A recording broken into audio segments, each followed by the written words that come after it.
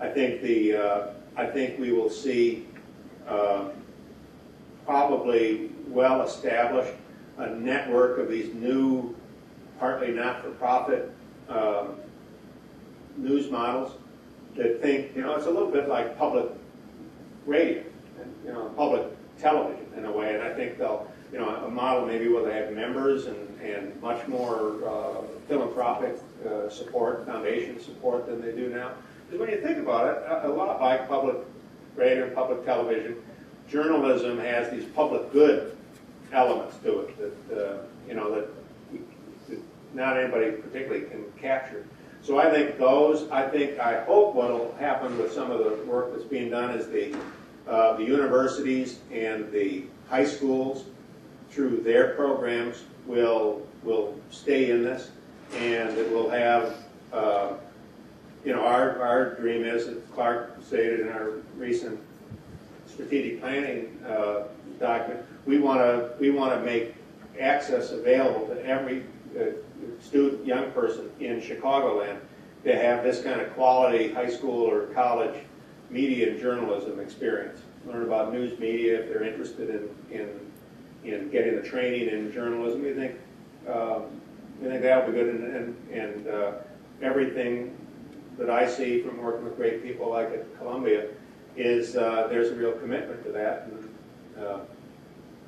so I think it's this new landscape that doesn't have the strength of the, as once there were the big traditional media pillars in this, but a lot of other creative sort of new things but including a vibrant print product for people who still, like me, like to read a print newspaper.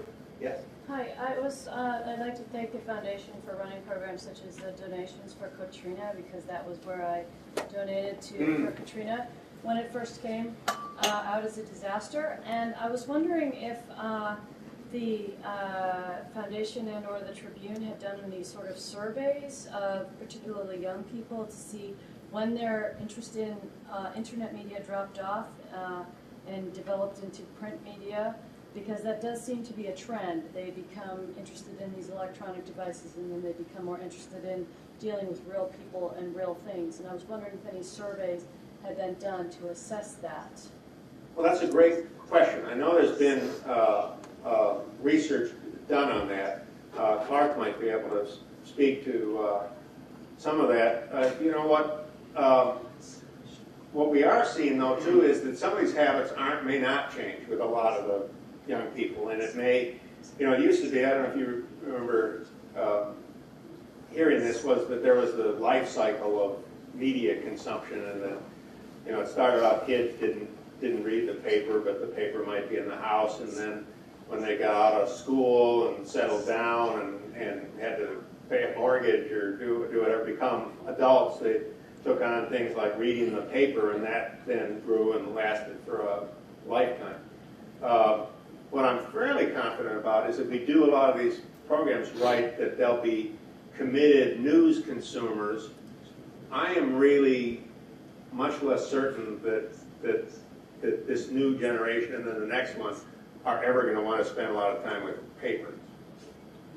Okay, so just a follow-on question. The American Academy of Neurology has done a survey, and neurologically speaking, the internet does damage your brain. Does it? So that's been proven. All right. They have done studies. Mine particularly, or anybody's, not just yours. Right. So, but the other thing is that, I think the paper has to get away from it. If it bleeds, it leads. Because as a student, as a kid of the western suburbs, we hear about these shootings in the south side of Chicago. We're like, who cares? Dude, it's like not important. It's not our lives. I think the Tribune has a responsibility to focus on positive stories with positive people who are making a positive impact on society, black and white. I think that's really important. They do that in places like North Dakota to keep people in the state. So I think that really needs to be a priority of the Tribune. Because, I get sick of watching the news every night and hearing all the shootings. I really do not care. Not my world, not my problem.